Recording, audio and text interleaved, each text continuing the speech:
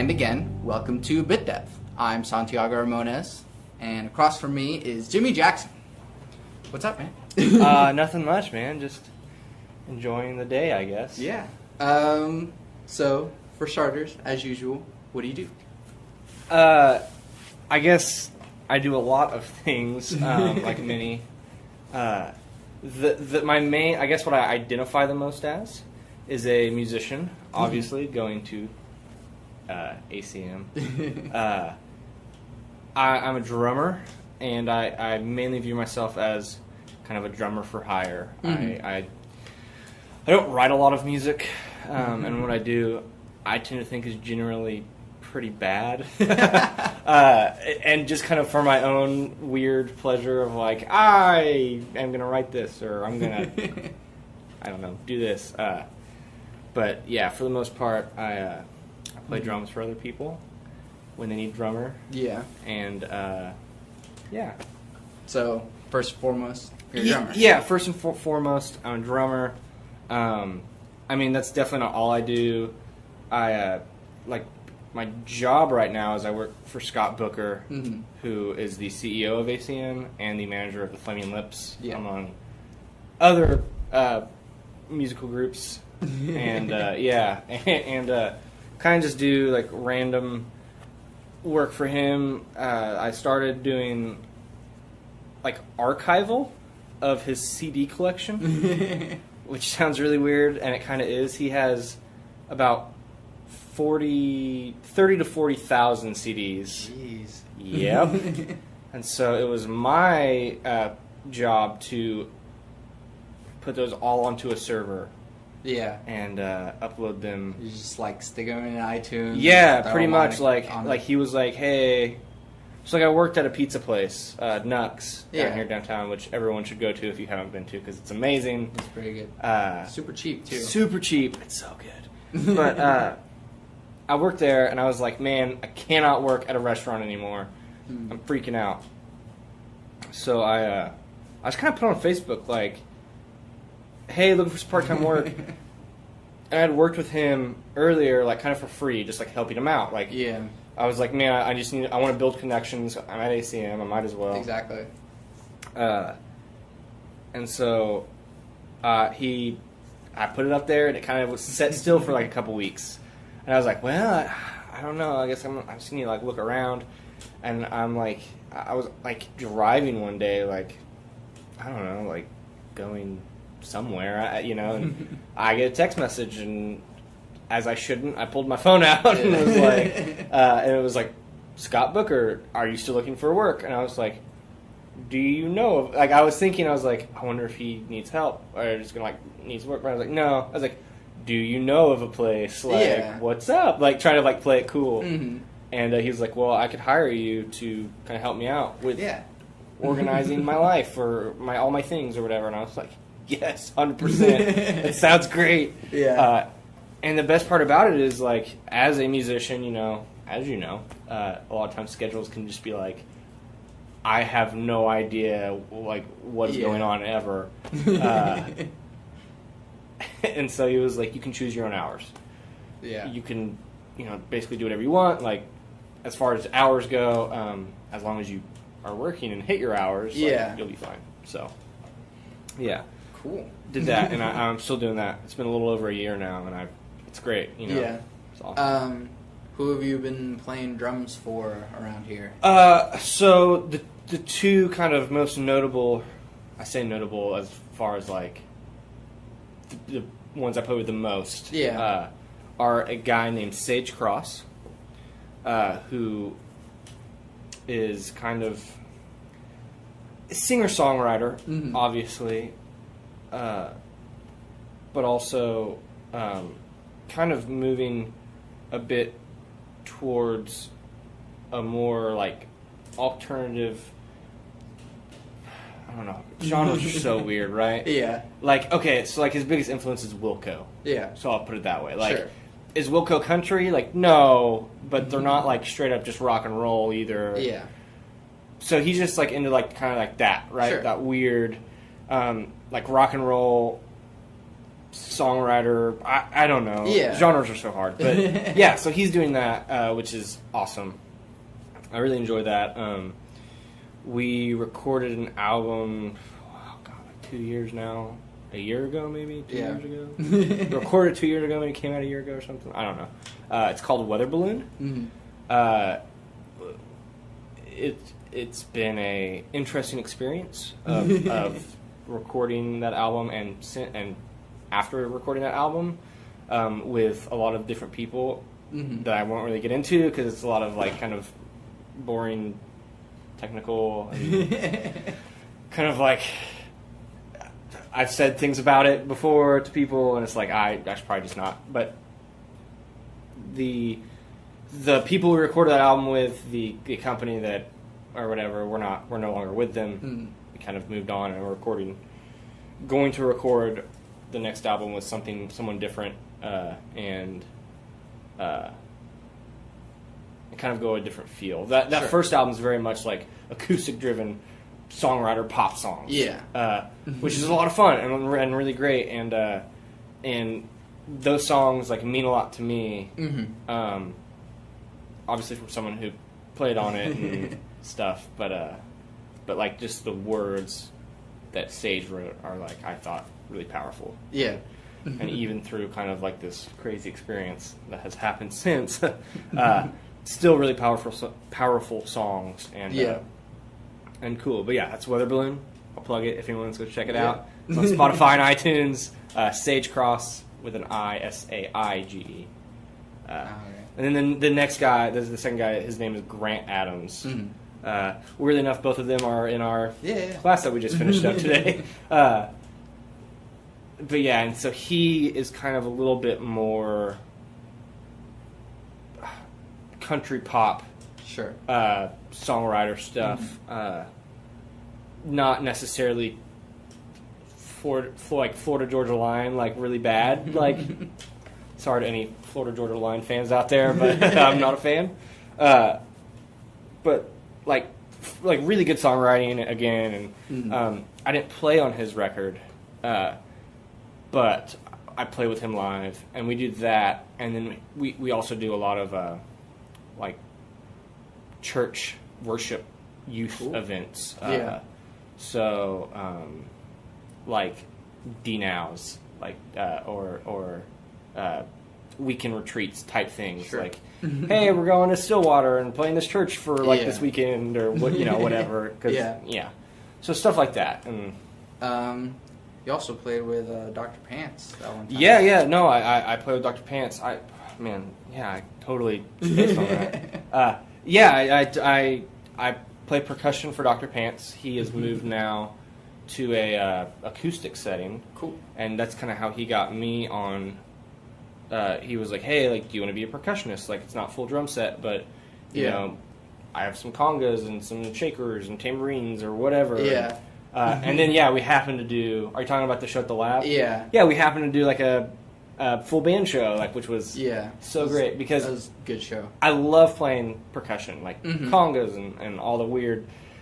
Like, I love, like, oh, this is, like, a weird thing that no one has. I should use that as an instrument. But yeah, like, getting to do a full band show with Dr. Pants, with David Broyles, and it was a really fun experience. Just... Like, I don't know, like, when I first came to ACM, it was like, oh, like, the Flaming Lips, like, helped start the school. Yeah. But then it was also like, okay, like, Nick Lay's in color music school. And then it was like, oh, and David Broyles is in Dr. Pants. And I really like Dr. Pants' music. Yeah. So, like, kind of starting going like, oh, they're really cool. And then, like, getting to play with them was like, wow, this is, like, a big deal to me, kind of, a little bit. Like, this is awesome. What are some of, like, your biggest influences as far as, like, your drumming goes? Yeah, so my favorite drummer of all time, hands down, without a doubt, is John Bonham from Led Zeppelin. He hits the drums like a man should hit the drums. But he hits the drums hard, and I like that a lot. And that's, like, the first time I heard Led Zeppelin was the first time I was like, I'm going to be a drummer. Like, that's it for me. Like, that's gonna happen. But, man, like... So many drummers have influenced me, kind of in the same vein as like John Bonham, like Dave Grohl. His work with Nirvana, Yeah. obviously, like, hugely influential. Yeah. Because he's basically like John Bonham of the 90s, I guess. Steven Drozd from the Flaming Lips, like, he hits the drums really hard, and he's great. And I don't just like drummers who hit hard, but those three, like, especially were like, man, like, you can still be very musical and hit very hard. Yeah. Right? Like, you can still do that. Another one of my favorite drummers, though, is definitely Ringo Starr. I mean, people give him so much crap. Like, oh, he, wasn't a real Beatle, or, what. I'm like, but he was. Like, people are, like, don't realize, like, just because he didn't write all of those great songs doesn't mean he wasn't highly, like, key member of the he was Beatles. a key member. He was in the Beatles. Like, that's amazing. But yeah, like, Ringo Starr, like, the thing that I learned from him listening to the Beatles records is how to play to a song. Yeah. Because, like, if you can play, like, mad chops and you're just, like, going crazy and it's like, that's awesome. Like, great. Like, I have little to no interest in that.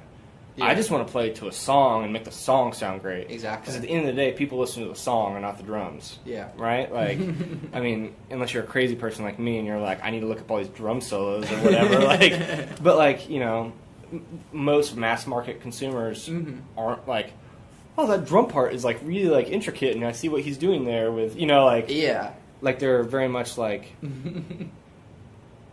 like, listening to the song. Yeah. And so that's kind of how I always approached it, was, I want to play to the song, I want to put my own, like, style, my own spin in what I'm doing, but not ever take away from either, like, the lyrics or the feel or whatever of the song. Like, How did you get started playing drums? Well, like I said, I heard Led Zeppelin, and I went, I really want to do that. And then, I guess I kept asking my mom for a drum set or something. And how old were you? I was I guess probably like 9 or 10. Yeah. And like I remember in 4th or 5th grade, maybe like the summer in between those, my parents bought me like a toy drum set. Yeah. Or maybe it was like someone down the street had like one in their attic and like they got that, or somehow I got this little toy drum set, and it was obviously just a hunk of junk. Like, well, yeah. But I mean, I just would play it and play it and play it, and then. I mean, you remember how like Dave Grohl learned how to play drums? Like... Yeah, like it totally like. So I played that, and then in 5th grade, I guess it would have been 4th grade, because in 5th grade, I was living in Kansas at the time, and it was a thing of you could take percussion in school in 5th grade. Yeah. So I tried out and I made it. Yeah. And in the summer before 5th grade, my parents were like, "Oh, hey, by the way, we're moving to Oklahoma," and I was like, "No!" Like, all my friends are here, and I was like, "No," but like. Moved here, and they didn't have anything in 5th grade, but in 6th grade you could try out for band. So I tried out and made it, and I did that, and like in 6th grade as well, I bought a drum set off of eBay, a Fender Starcaster. Had no clue that Fender made drum sets. They only made them for a short period of time, I guess, as far as I understand. Could be wrong on that, but yeah, I bought that, and it came... Little to my knowledge, I was like, it'll come set up. Came in all these pieces, and I was like, little to no instructions, and I was trying to figure out how to put it all together, which just did not end well. Yeah. I didn't know how to tune drums, so what I did was I just cranked the heads up as high as they could go, and then I got pliers and cranked them even more, so it was like, that's not how you're supposed to do that at all. Yeah, like, pretty much. It was really bad. And then ended up 7th grade taking drum lessons and doing that. And then started playing in like church, right? I feel like that's where a lot of people around here at least get their start. Yeah. Is like playing in church bands. And so I just did that for a while. Pretty much until, I got to ACM. I played in a church band every week, all through high school, pretty much. Played played in my garage or whatever, but never played in a band because no one in Lawton really wanted to make music, at least that I knew and that hung out with me. You know. Did you stay in band? Yeah. In like through middle school and high school. Yeah, all through middle school and high school. Was on the drum line, marched. What'd you march? What? What'd you march? I marched bass drum. Cool. Yeah, and I was. Which one? Usually the biggest. Nice. Because I was always the tallest. And they were like, here you go. I was like, oh, I'm going to die. No, it was fun. I had a lot of fantastic times on drumline and in band. I don't think I would ever go back to doing that or would ever want to be a part of like a marching corps or anything. Yeah. Like, I'm so glad I did it, and it taught me a lot musically. Exactly. But after, 3 years Temporary in middle music. school and 4 years in high school, I was like, I am completely done with this. Yeah. Like, it's been fun, farewell. Like, you know what I mean? Like, one of those things. But yeah, like, just kind of went on from there. and now, and then, like, came to ACN and had some friends who had a band, and they're like, well, we have a drummer, but we need a bass player. And I was like, well, I guess I'm playing bass. Like, I played a little bit of bass, but, like, so then I became the bass player, and then, like, just some kind of guitar and and then just kind of a you gotta smattering learn to of do a little bit things. of everything. And then eventually, like, got into a thing where it was like, oh, I need a drummer, and I was like, yes. And so I got to be a drummer, and then kind of from there started playing drums more and more and more and more. Yeah, I don't know. I feel like people always need a drummer or a bassist. Like, Totally, right? Like everyone plays guitar, everyone sings. Yeah. It's like It's who crazy. wants to play the drums? That's hard. Yeah, I will and who wants say- to play the bass? No one wants to do Exactly. that. I will say I had a band in middle school. Mm.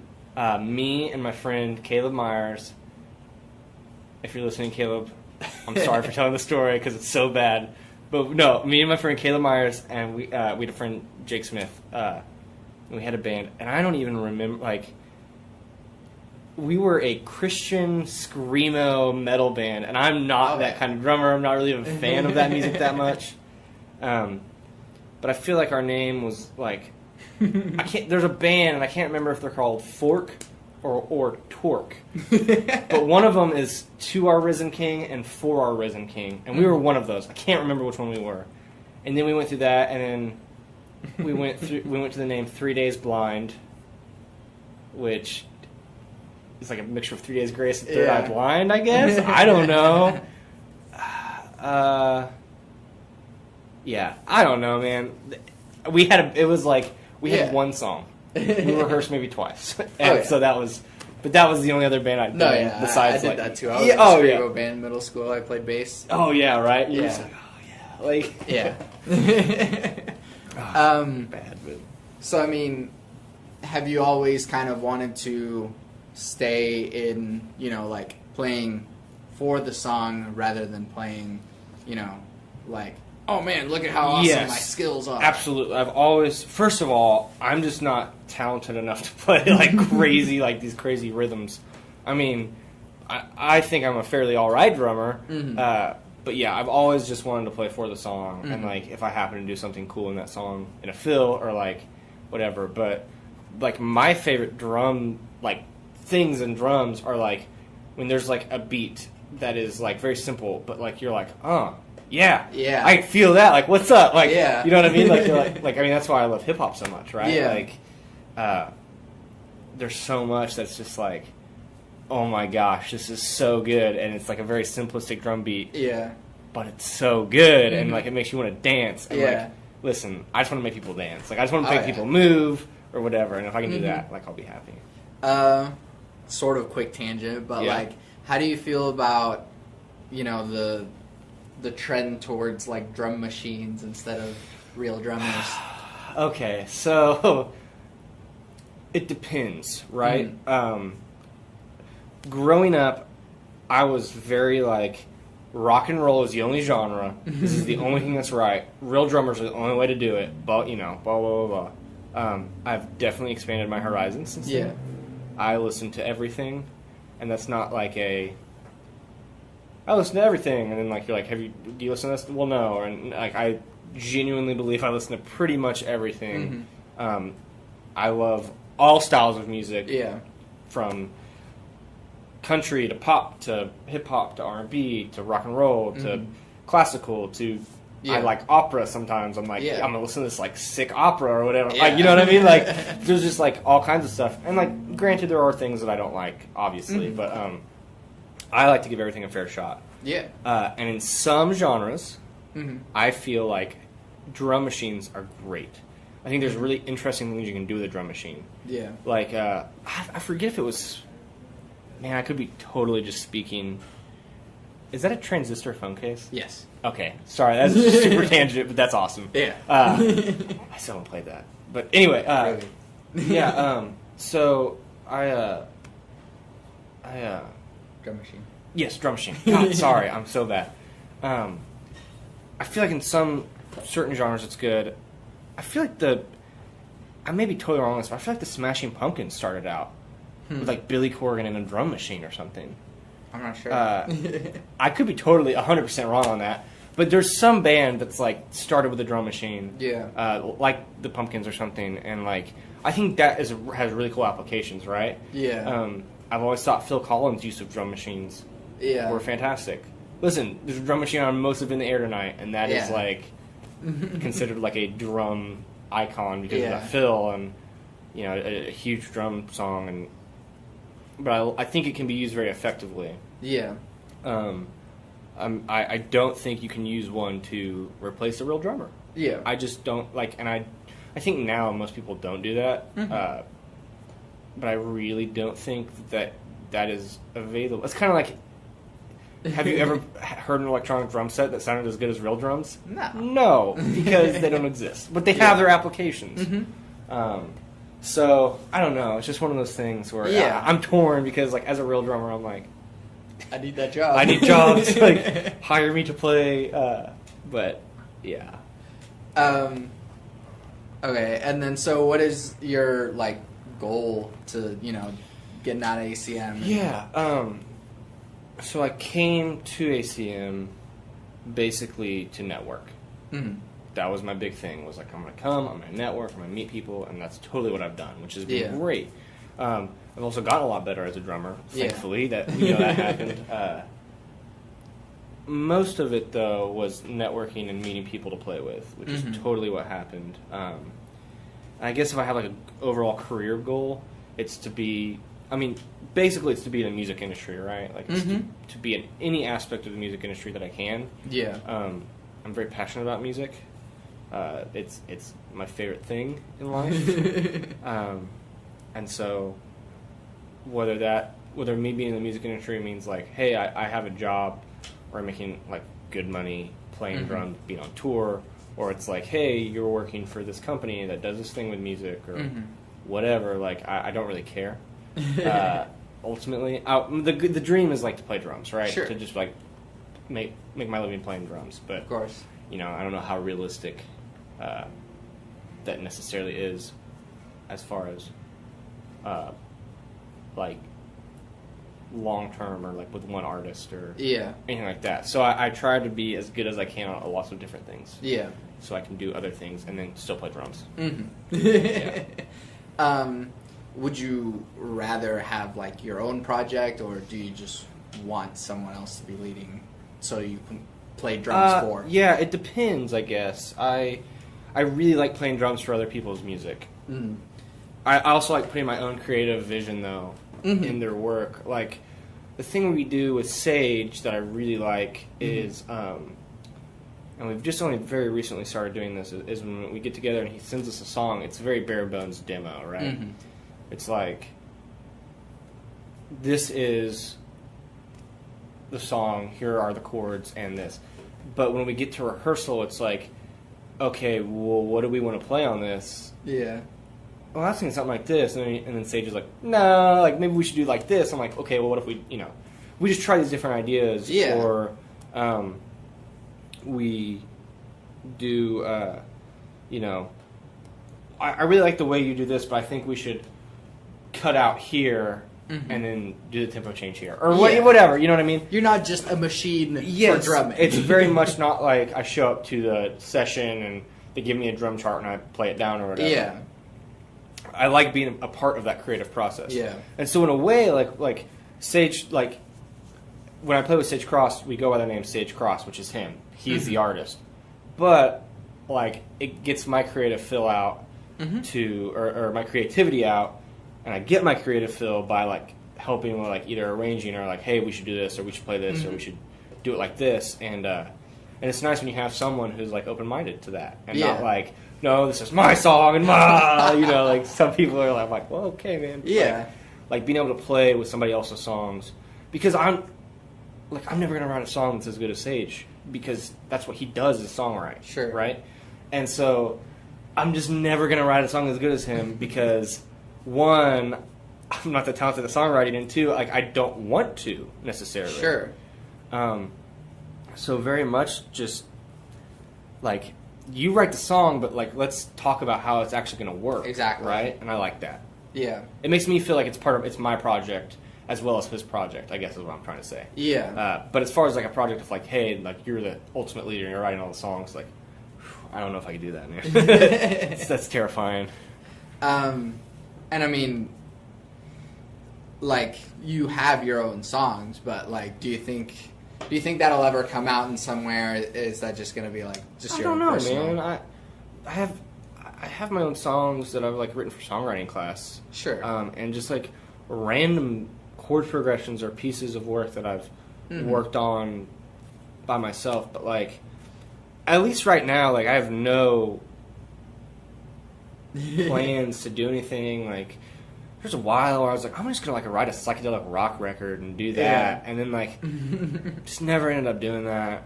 It's still in my mind, but like just with everything else, like I mean, someday maybe, right? Like I'm never gonna say never, but like as of now, like I get most of my music and creative fill from playing with other people, which is I love, you know. Yeah, and that is sort of just like taking the role of a drummer. Is that, you know, we don't have, at least not commonly, like bands led by a drummer. Yeah, right. Like unless you're like, I don't know, crap. I don't know.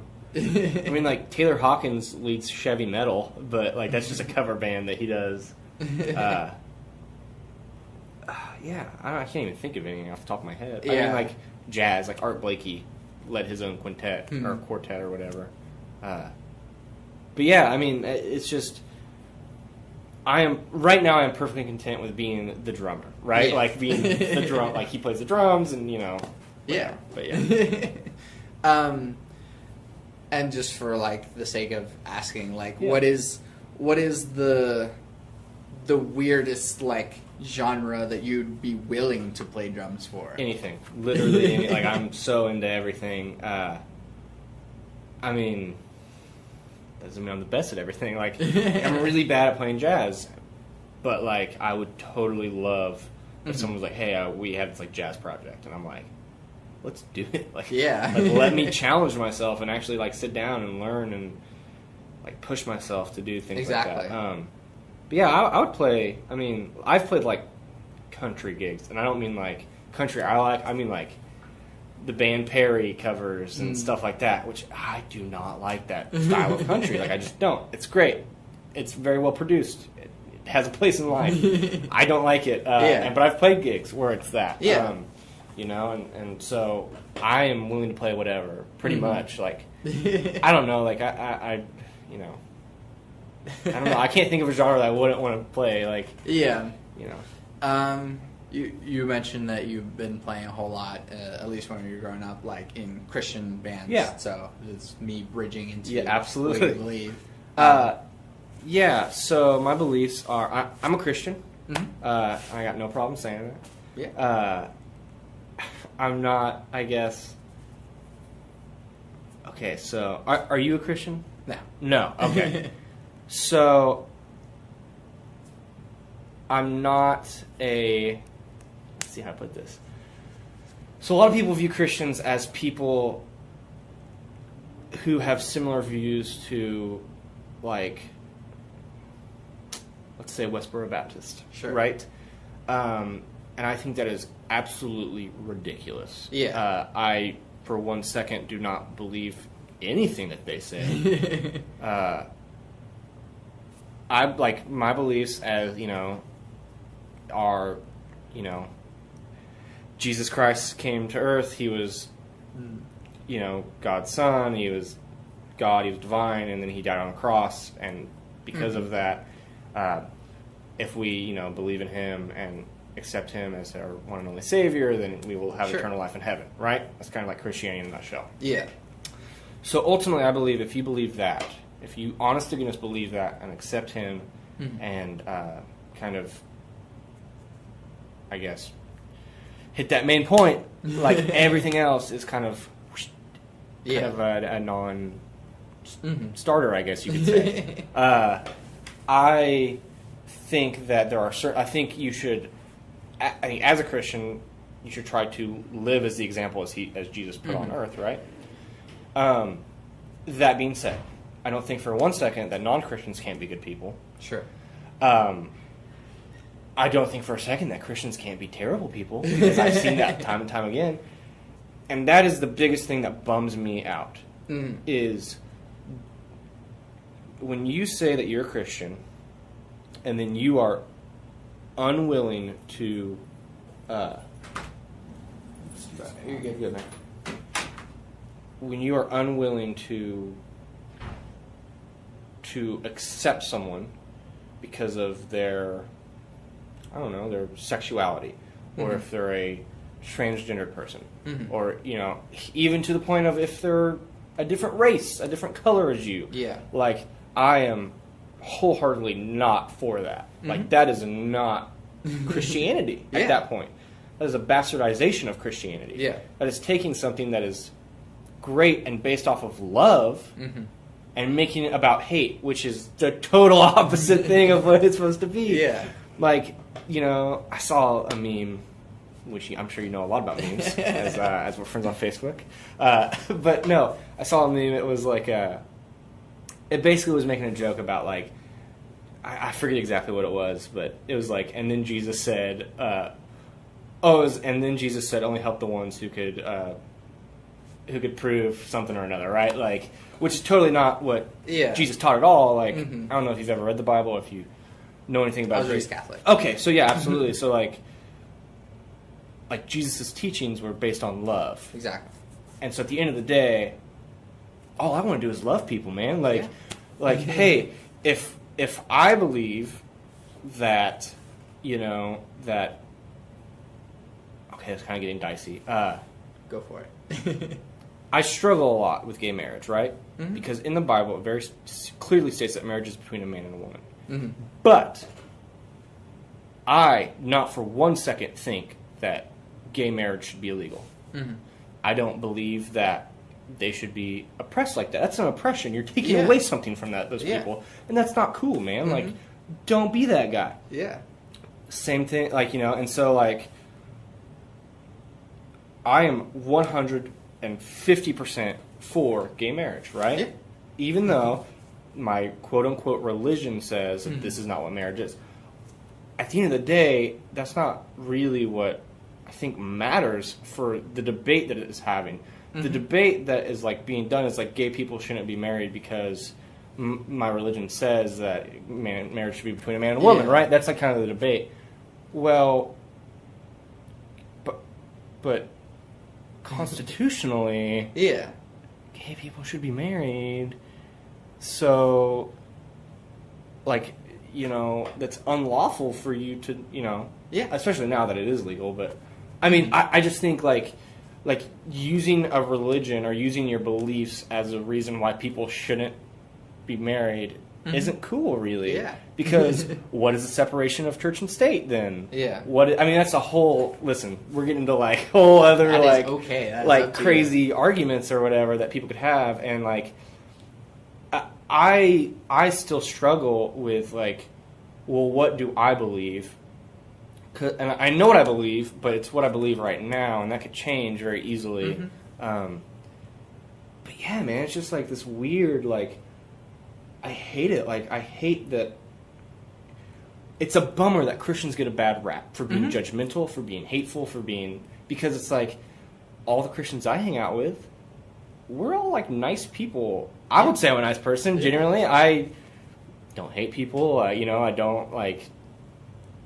Listen, I'll still go shop at Target. Like, it's not the end of the world. Like, if you're really that upset about the whole Target bathroom thing, don't use the bathroom at Target. Like, it's that simple, I think. Like, just hold it till you get home, or go next door to, like, Office Depot or whatever is next door. Like, but when, like I said, when Christians take that and they go, this is this, like videos of pastors going, this is the stupidest thing, that Target's allowing transgender people to use whatever bathroom they feel comfortable with, or what, I don't even know. Like, it just annoys me to all get out, because at the end of the day, it's all about love, man. Like the necklace says, love. Like, right? Like, and why can't people get that? Like, why can't people see that? Like, especially quote unquote Christians. Exactly. Because I think that's what kills it, and that's why people don't want to be a part of a religion, or don't want to, like, I think that people see, like, well, they're all hateful and mean. But that's not really the case if you dig in a little deeper. Yeah. But it's that surface level of, it's kind of like, I don't know, like, there has to be some sort of, like, common good or common factor for someone to be friends with somebody. So if that isn't immediately found, it can get really weird and, like, really like, well, I don't want to hang out with you because we don't have anything in common. Even though maybe you do have something in common, it's a little bit deeper. But yeah, I don't know.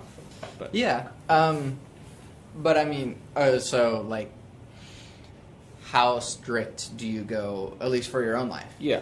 For strict as in? Following the Bible. Yeah, so, I mean, I try very, very hard to follow, whatever. Like, if you want, Ten Commandments or Jesus' teachings or whatever. Yeah. I try very hard. That being said, nobody's perfect. Sure. Right? And I think that's ultimately where it comes down to is that there's grace in the Christian religion. And forgiveness. So when you do mess up, you are forgiven. One of the most beautiful things that I have heard about Christianity was, there's a quote that was saying, like, if you look at all of the world's religions that have a deity, right, that have a God, if you look at each one of those, Christianity has a kind of standout characteristic as the others. A lot of religions are about you getting closer to God, you becoming closer to God, becoming, finding God or whatever. And then Christianity is the only world religion where God is here and you have to open up to Him, right? He's already here interacting. I think that's kind of cool. I don't know. I just think that's kind of a cool way to look at it. And I don't know. It's kind of a tough thing, because do you take, like I said, it's all kind of a non-starter after you believe the main point. I think, like, okay, so you take the timeless one that I feel is, like, God created the world in 7 days. Sure. Right? That's creationism. That's in the Bible. It's in Genesis. But what is 7 days? Is it 7 24-hour periods? Or is it who the heck knows how long? Because what is time to an all-powerful God? Yeah.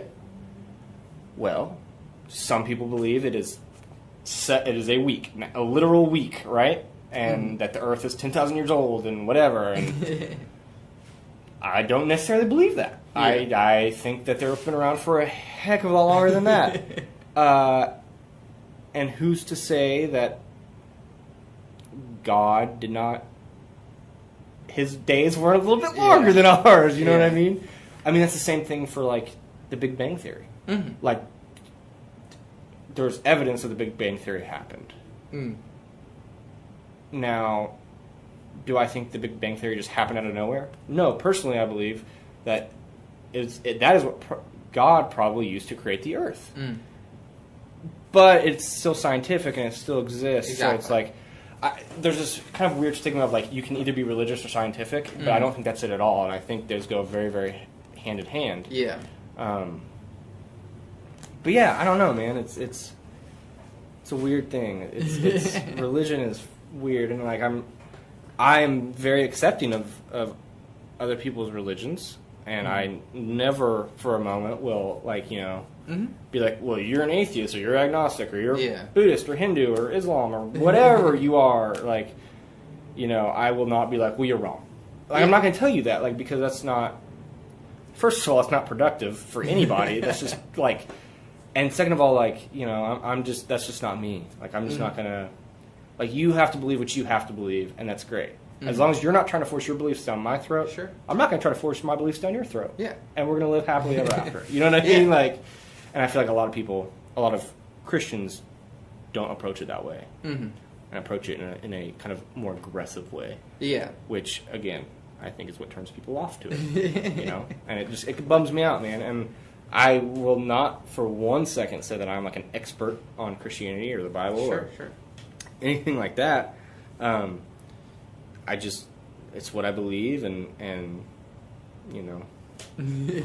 whatever. Let people believe what they want to believe. It's all about love, man. Yeah. What would you want the world to embrace, I guess? In general, or? Sure. Yeah, I guess, again, love. It breaks my heart when I see these, like, news stories, right, of terrible things that happen in the world. And I think terrible things have been happening in this world since there was the first creature, probably, right? Like, before humans even, I'm sure they're like, I don't know, that bacteria killed this bacteria for no reason, or whatever, you know what I mean? Like, I just think that there's always been terrible things, but, like, that doesn't mean we can't. It doesn't mean we have to, like, accept that.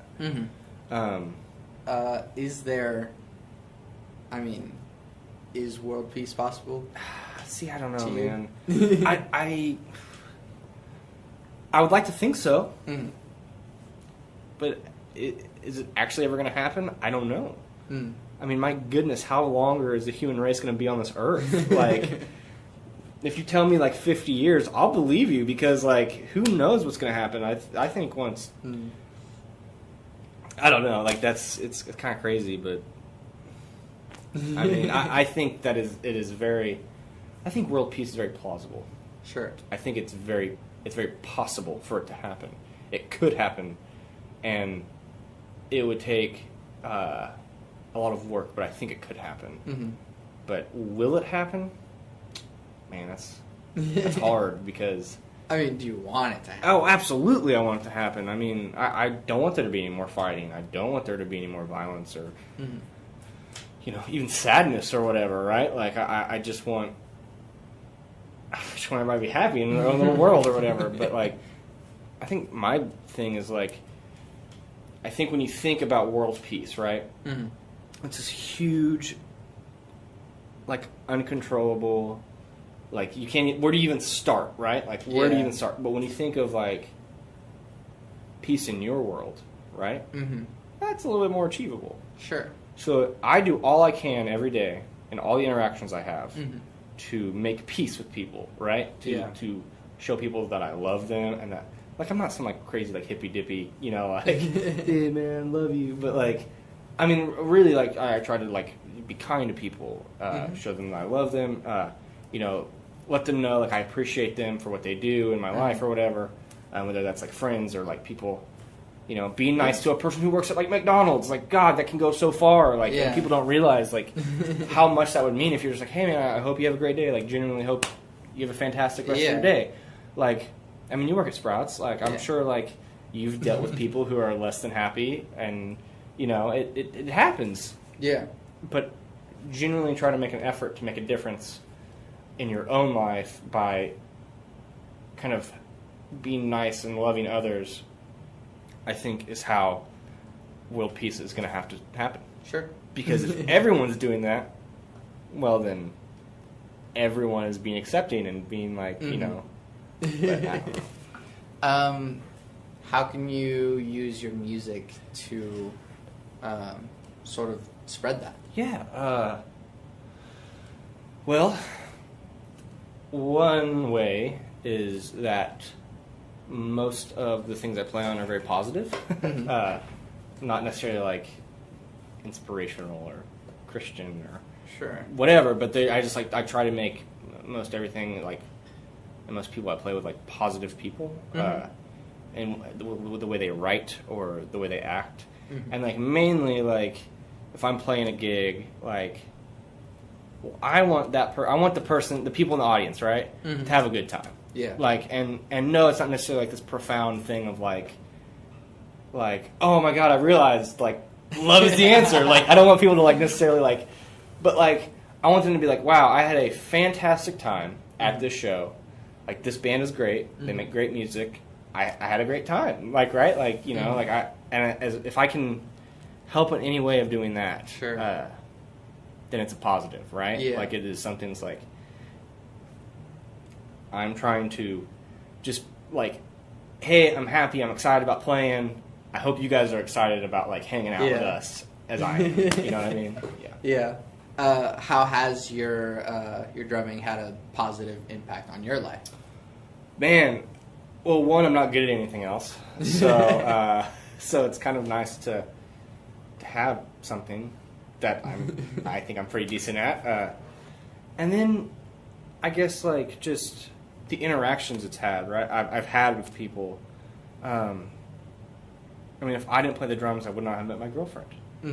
I was playing with a band, and we were playing this like kind of charity gig, and at the Blue Door. I don't know if you've ever been to the Blue Door. It's a great little venue here in Oklahoma City. I'm 20. I can't drink, so. Oh, okay. I don't think it's 21 and up. I think the Blue Note is 21 and up. The Blue Door, but yeah. There's the blues. But yeah, I wouldn't have met her, and I mean, she's been such a huge blessing to my life, like in several ways, you know. Where it's like, oh my God, there's someone who can actually stand me for more than like an hour or whatever. No, but I mean, it's been nice to like I got to meet her, and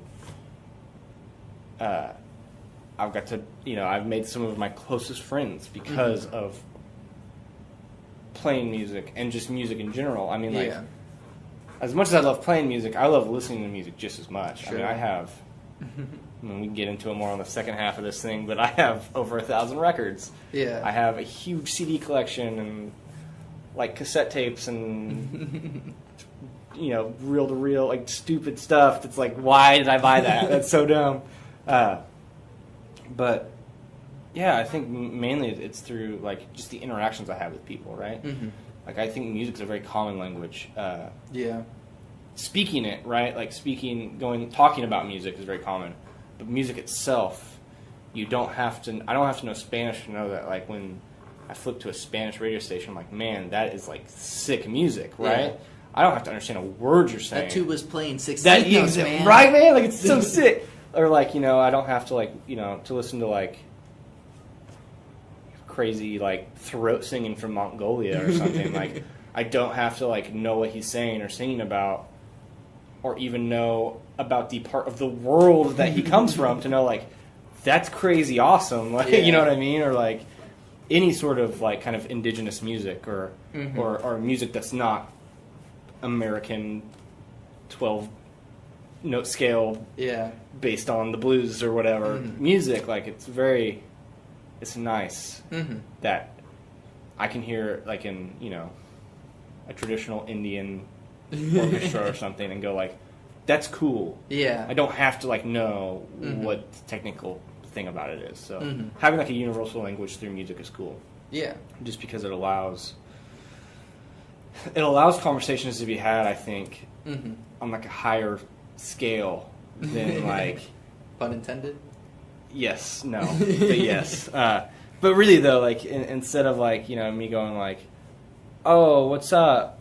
What are you doing? Nothing. What are you doing? Nothing. Like it's like even though this person in India or whatever is making this music, and doesn't necessarily know that I'm listening to it right now, Mm-hmm. like I feel connected with that person Yeah. through their music.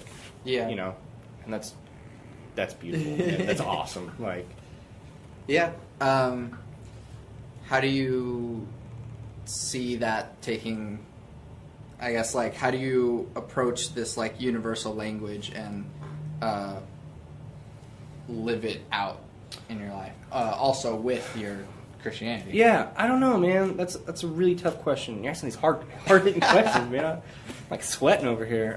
No, it's I don't necessarily know. It's a really hard thing. I think that the ultimate bummer in most Christian music is that it's terrible. If you grew up Catholic, then you know hymns are fantastic. Like, very well written, most of them, and can be very beautifully done. Modern Christian music, a lot of the times, is horrendous. Like, oh, this is so badly written and just, like, so basic. And how many songs are called How Great Is Our God? Like, my goodness, probably like a million. Yeah. I mean, it's and playing in churches for a long time, you play the breadth of, like, terrible, like, I'm going to go to sleep now playing this song. But there's some good stuff out there, too. But I would like to think that more so than making quote-unquote Christian music or worship music or whatever, I would like to make Christian, or I say Christian, I have like a really kind of a problem with organized religion. Sure. Even though I am a Christian. Yeah. It's kind of a whole other thing, but like I'm just gonna go into it real quick. But like, I think that like churches who get tax breaks, that's kind of messed up. Yeah. Whereas a lot of Christians wouldn't necessarily think that, but like, it's for me, it's more of a like relationship, right, with a God, and it's important to sit and have those discussions every week with a church. But it says like where 2 or more of my followers are gathered, it's church. So it's like I get way more than sitting with my friends and talking about like things in the Bible than like sitting through a church service that I want to fall asleep in Sunday morning. I don't know. Maybe that's just me. But so I have some like really real problems with that style of Christianity. Yeah. I put that in air quotes that you couldn't see on the podcast because it's audio. But like really though, and that's kind of like a weird. It's a little bit of a weird like view on it, I guess. So when I say like Christian inspired music, I don't necessarily mean like this like crazy like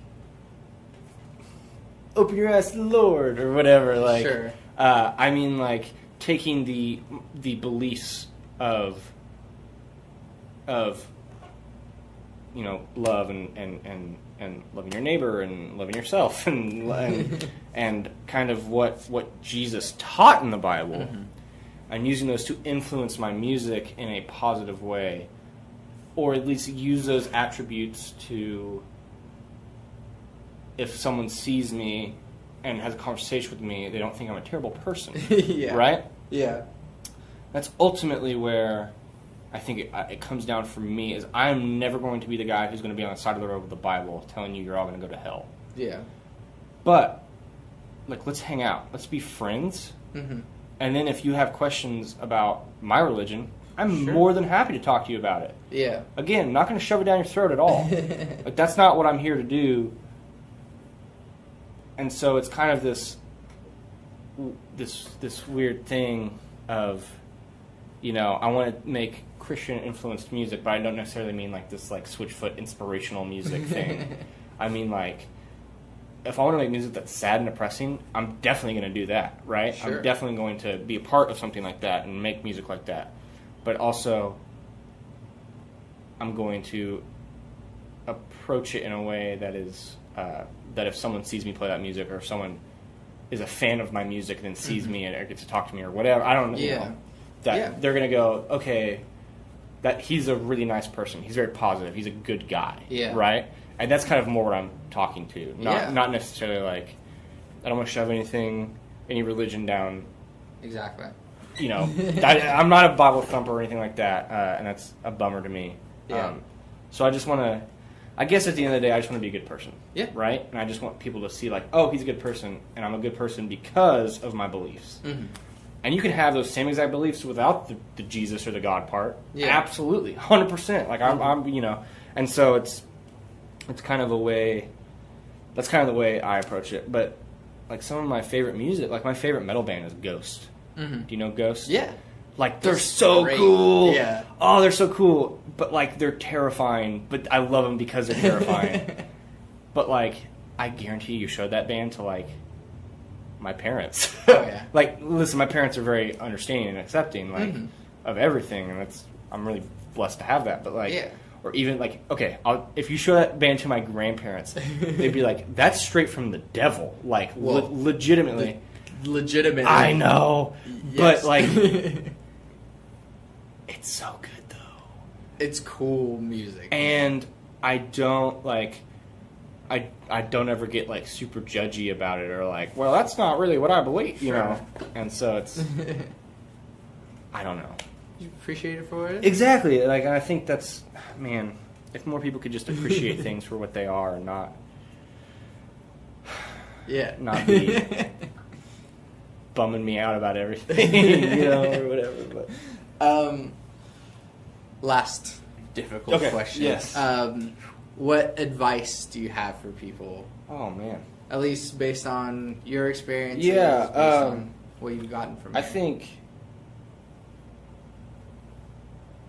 I kind of try to live life two different ways. One, don't be a terrible person. Yeah. Like, just be nice to people and love people, and, like, most of the time that will be reciprocated. Yeah. Most of the time, not all the time, by any means. There are people out there who just want to make your day bad. And they're going to do so any way possible. But also, don't let those people get under your skin. Mm-hmm. Because I think ultimately that's a choice as well. Like, you can choose to, like, not accept those people, not accept those people, but not accept what they're saying about you. Yeah. And you go, well, you're wrong. I don't feel bad about myself right now, so goodbye. You know what I mean? Like, I think it's a skill and you have to work on it, but you can do that. Also, I think one of my biggest things in life is just communicate with people. Literally every problem, I think, in this world, I mean every problem, name a problem, I'll tell you this, I think can be solved with open communication. Sure. When I was growing up, this is the biggest lesson I learned from, like, growing up in my house, right? Mm-hmm. My mom told me, if you talk with me, I won't ever be mad, right? I won't ever, like, which, you know, I don't know if necessarily was completely true. I was a fairly good kid, but, like, having that line of open communication. Mm-hmm. For instance, in my relationship with my girlfriend, we barely fight. Mm-hmm. Because, one, we both are like, well, whatever. But, like, two, if there's a problem, it's like, hey, I have a problem with this. Or, I don't really like it when you do this. And it's not, like, nitpicky stuff, but, like, like, it makes me, like, I get, like, it makes me feel bad when you say this or you joke about this or this. Sure.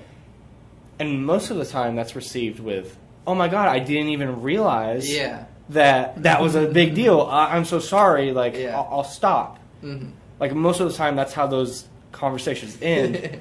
Instead of getting mad about, like, I don't know, like, well, he was joking about this, so, like, maybe he really doesn't like me, or, like, he doesn't think that I'm I don't know. Like, he doesn't think I'm as smart as him. Like, if you go, like, hey, I had a problem when you said this. Do you think that I'm, like, stupid or something? Like, not in, like, a mean way, but in a genuine way of, like, approaching it with conversation. God, like, so many problems. So, like, we just don't fight, really, because we just talk things through. And then usually it's like, oh, okay, that's where you're coming from. I'm so sorry. I had no idea. Yeah. How easy is that? Like, so, yeah, I guess just, if you have a problem, just talk about it. Yeah. That's my biggest thing, man. Like, just talk through it, because it can really, you can really solve a lot of the world's problems that way. Your world's problems that way, right? Yeah. Like, cool. Jimmy Jackson, thank you. Absolutely. I love everything that you do. Well, thank you. Plug your stuff. Yeah, so Sage Cross, Saige. He's on iTunes and Spotify. There's an album out called Weather Balloon. Another album coming someday. Don't know when. Someday. He also has an EP that was before that's just him and acoustic guitar, and it's very beautiful. He's a great guy. You should definitely listen to his music. It's really fun. Really nice, like summer, kind of like fall, like hot. Roll the windows down, bump it up, man. Grant Adams. His EP is coming out in like a month. I did not play on it again, but it is still very good. I've gotten to listen to it a few times now, and it is fantastic. Also, Dr. Pants. Dr. Pants has a variety of albums, ranging from like, I don't know, like his first album, I think under Dr. Pants was like 1999 or 2000. So he's had a ton of stuff, and he's great. Yeah. Also, you have a Twitter? Yeah, my Twitter is at Sweet Jimmy Barbecue, BBQ.